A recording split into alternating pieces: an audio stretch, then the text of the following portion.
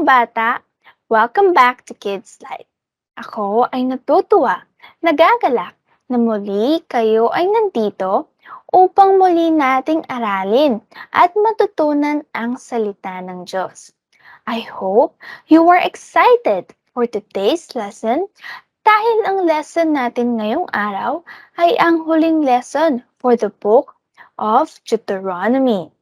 Madami ulit tayong matututunan mula sa ating story mamaya-maya. Kaya bilang pagsisimula, tayo ay munang manalangin. Ipikit natin ang ating mga mata, iyoko ang ating mga ulo, and let us pray. Our Lord God and Heavenly Father, maraming salamat po Panginoon sa araw na ibinigay niyo po sa amin, Lord. Maraming salamat din po Panginoon na muli kasama ko po ang mga batang nanonood sa amin upang amin pong pag-aralan ang inyong salita. At Lord, maraming salamat din po sa pagkakataon na nasa huling lesson na po kami for the book of Deuteronomy. Tulungan niyo po kami na maging attentive po sa amin pong lesson na aming maririnig mamaya, and that makinig po kaming mabuti sa lesson po na gusto niyo pong ipahatid sa amin for this lesson ngayong araw, Panginoon. At gabayan niyo po kami, Lord, sa amin pong gagawin ngayong araw. Ito pong samot namin dalangin sa pangalan ni Jesus. Amen.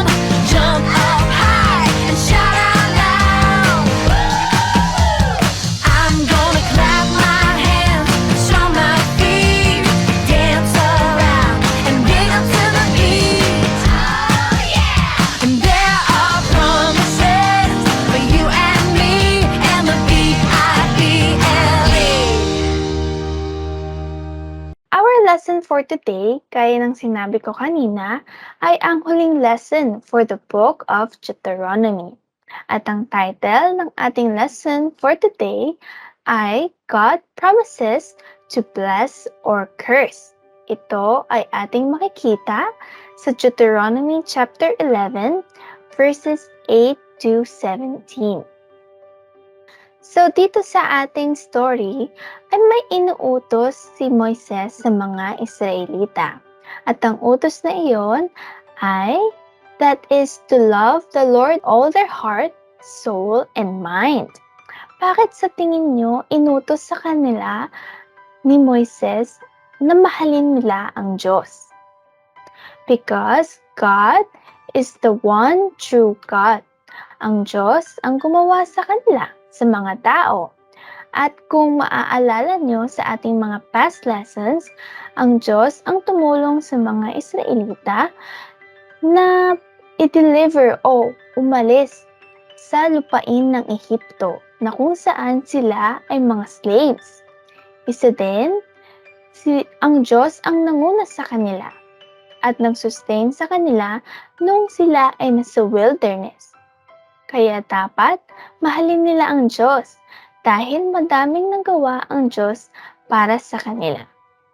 Maipapakita nila na mahal nila ang Diyos sa pamamagitan ng pagsunod ng mga utos ng Diyos sa kanila, o kaya pagbibigay ng pasalamat sa Diyos sa pamamagitan ng prayers or songs, and defending His name and word against those who would not respect them.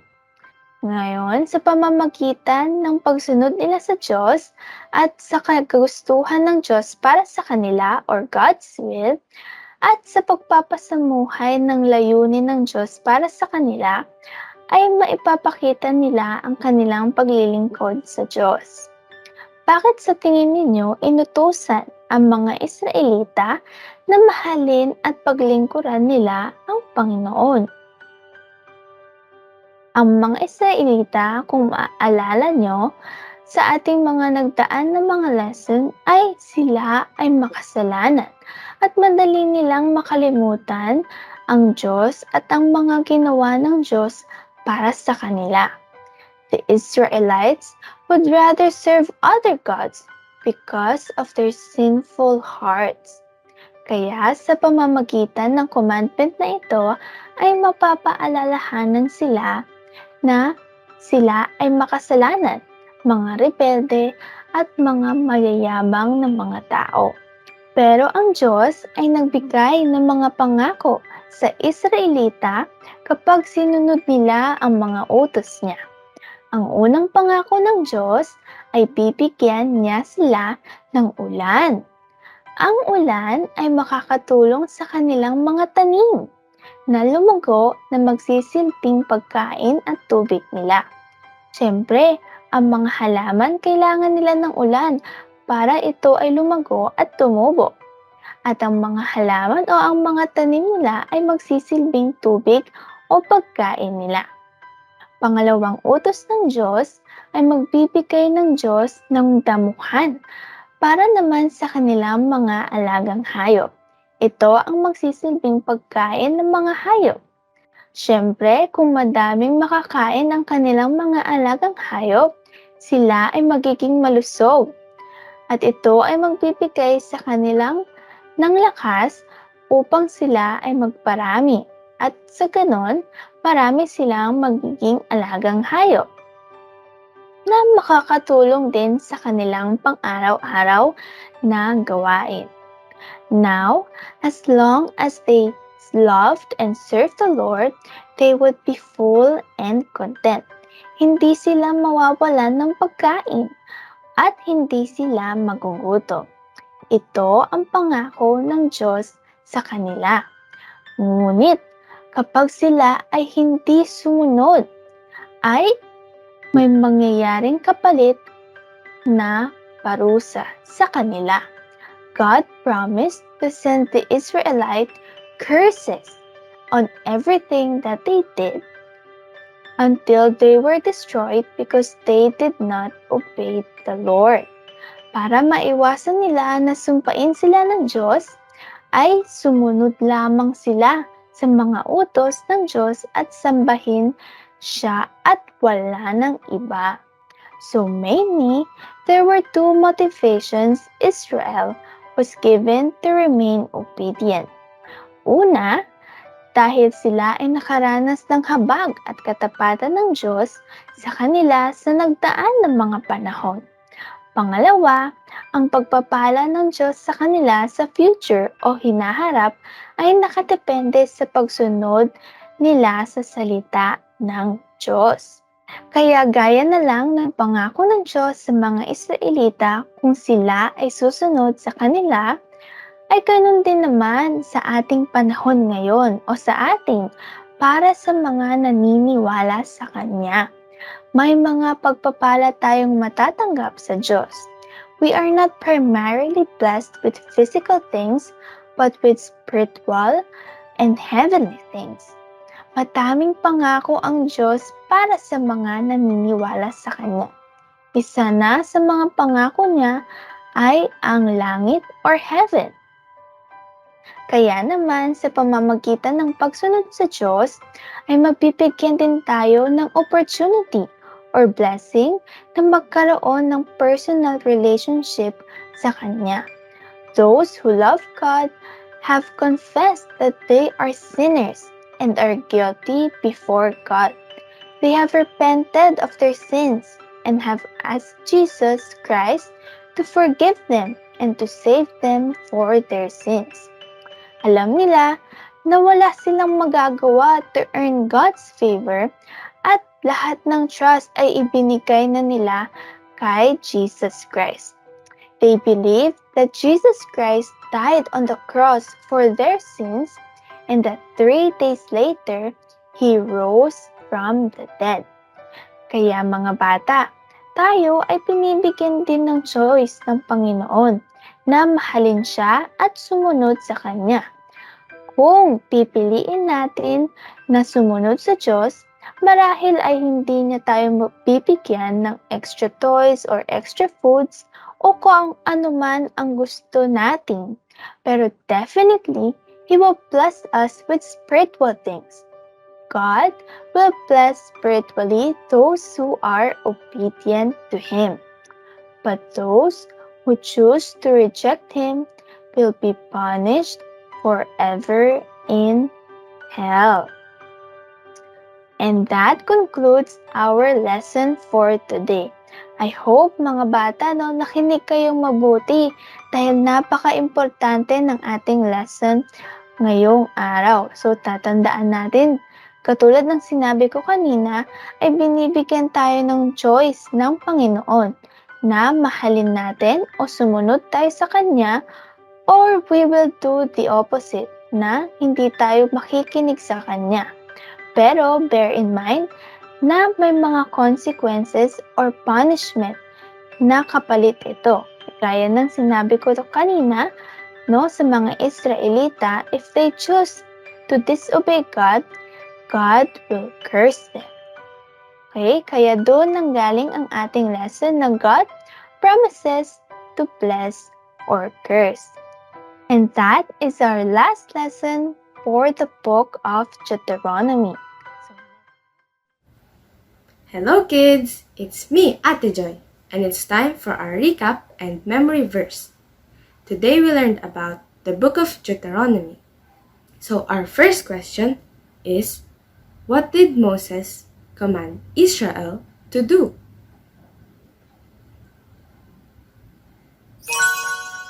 Moses commanded Israel to love God with all their heart, mind, and soul. Next question. How can Israel love God?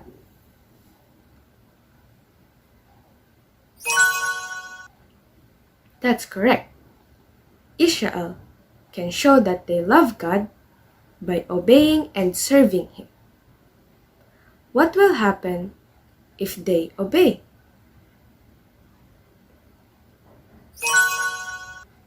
If Israel would obey, God will bless them. But what if they disobey? Correct. They will receive a curse or a punishment. Now for our last question. What should motivate Israel to remain obedient to God?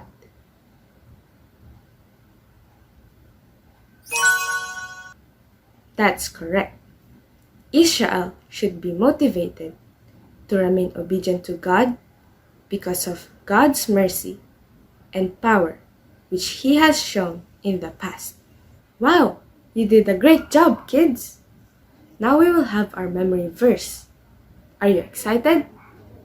Our memory verse is Deuteronomy chapter 11, verses 26 to 28a.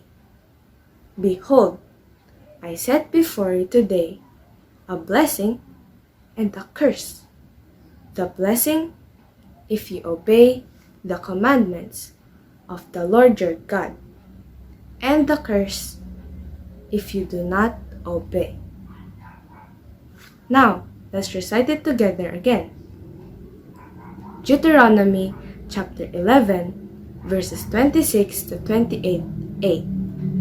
Behold, I set before you today a blessing and a curse.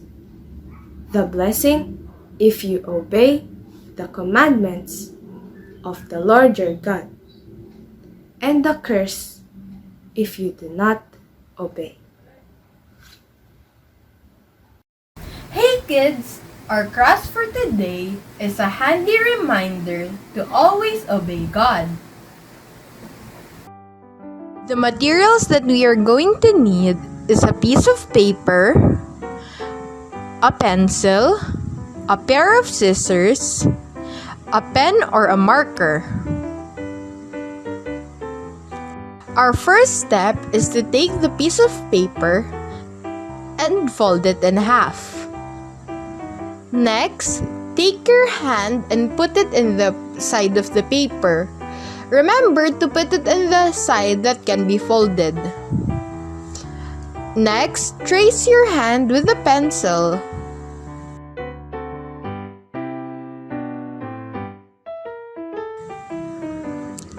After that, grab your pair of scissors and cut through the line. Once the outline has been cut, open the hand and put blessing on one side and curse on the other. And also put our memory verse, Deuteronomy 11:26 to 28a. Now our craft is complete! Great job! That's a wrap for another episode of Kids Life. But before we go, let's first have a word of prayer. Let's close our eyes and bow our heads. Lord, thank you for another day that you have given us. And thank you for another episode of Kids Life. Thank you for all these kids who have attended our online Sunday school. Thank you also for our teachers. And most importantly, for the lesson that you have taught us today. Please always remind us of this lesson to obey you and love you with all our heart, mind, and soul, just like the Israelites. Please always guide us and protect us through our everyday lives. I pray this in your name. Amen. Thanks for joining us, kids. See you again next week.